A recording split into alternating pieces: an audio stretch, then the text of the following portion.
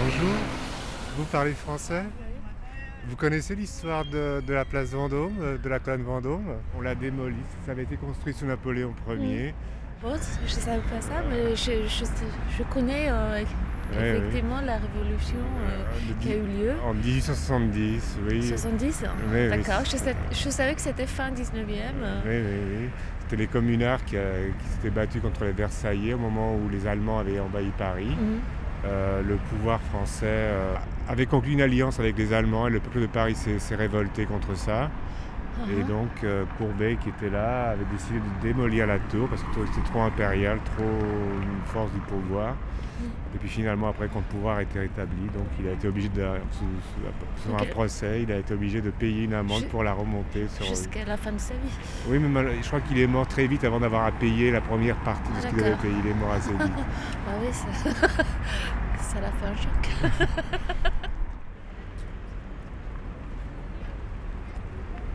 Dès le 13 avril, la commune avait décrété la destruction de la colonne Vendôme, monument de barbarie. Courbet réclama l'exécution de ce décret et c'est pourquoi on fit plus tard comme si on était le responsable. Il fut arrêté le 16 juin et traduit devant le 3e conseil de guerre. Il fut condamné à 6 mois de prison et 500 francs d'amende 2 septembre 1871.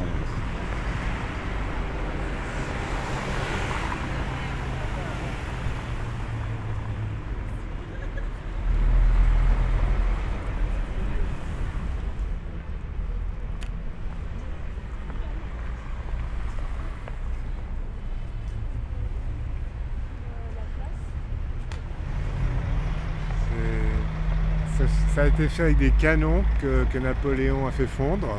Oui. Et ça représente sa victoire, des gravures des soldats pendant la bataille d'Austerlitz.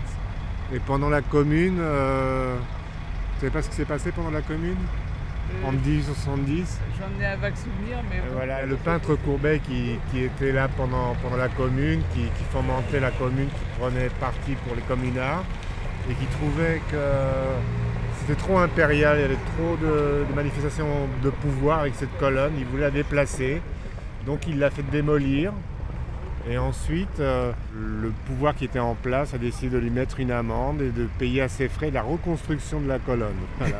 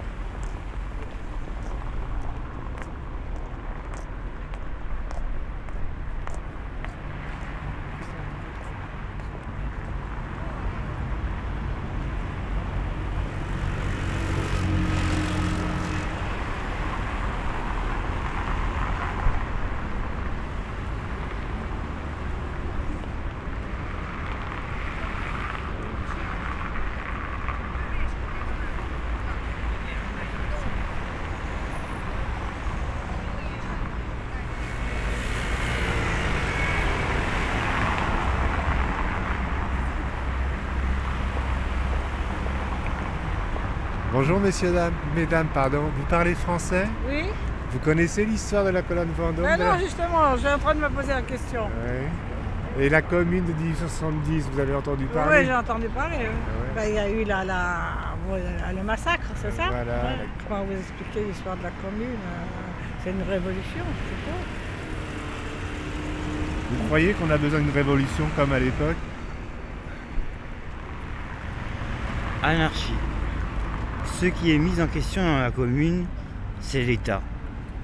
Tout au long du 19e siècle, l'État a fait faillite sous les noms successifs d'empire, de royauté, de république et à nouveau d'empire. Depuis la révolution de 1789, l'État ne saurait pour le peuple avoir que 3 principes: liberté, égalité, fraternité. Or, chaque État ne fait que développer, aux dépens du peuple, un esclavage économique, pire peut-être que l'ancien pouvoir absolu. J'ai une chose à dire là-dessus.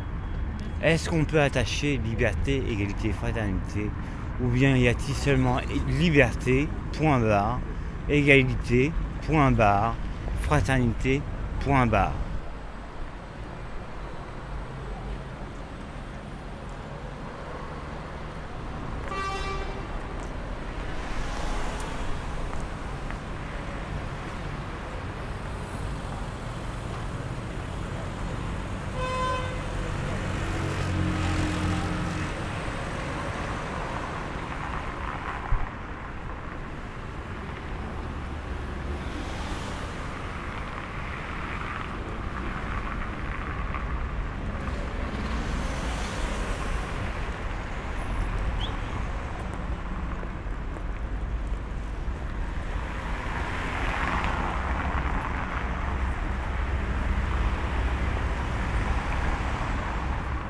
« 16 avril, élection complémentaire au Conseil de la Commune. Décret de réquisition des ateliers abandonnés. 17 avril, élection du comité de la Fédération des artistes. 19 avril, publication de la déclaration au peuple français. Programme de la commune. 22 avril, création de boucherie municipale. 25 avril, suspension d'armes à Neuilly. 28 avril, Millau propose l'institution d'un comité de salut public. Décret interdisant le travail de nuit chez les boulangers. Appel aux travailleurs des champs. 1er mai, création d'un comité de salut public. Révocation de Cluseret, qui est remplacé par Rossel. 2 mai, abolition du serment politique et professionnel pour les fonctionnaires. 4 mai, affaire du moulin Sacquet. Interdiction de tout cumul de traitement.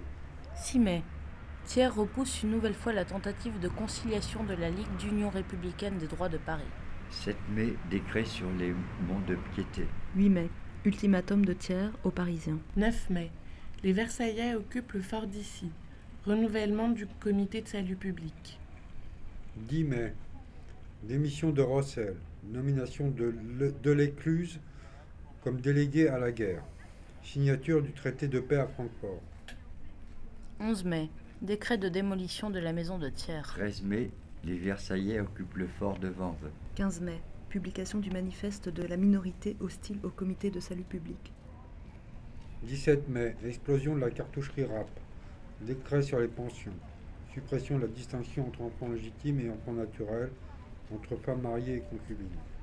18 mai, l'Assemblée nationale ratifie le traité de Francfort. Suppression de 10 journaux par le comité de salut public. 21 mai, les Versaillais entrent dans Paris par la porte de Saint-Cloud. Dernière réunion du Conseil de la Commune. 22 mai, appel de Delescluze et du comité de salut public.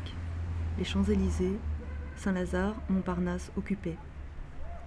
23 mai, Montmartre est pris. Dombrowski est tué. Début des grands incendies. 24 mai, l'hôtel de ville et la préfecture de police sont incendiés. Les Versaillais occupent le quartier latin et intensifient les exécutions sommaires. 6 otages, dont le monseigneur d'Arbois, sont exécutés. 25 mai, dur combat autour de la place du Château d'Eau. Mort de Delescluze.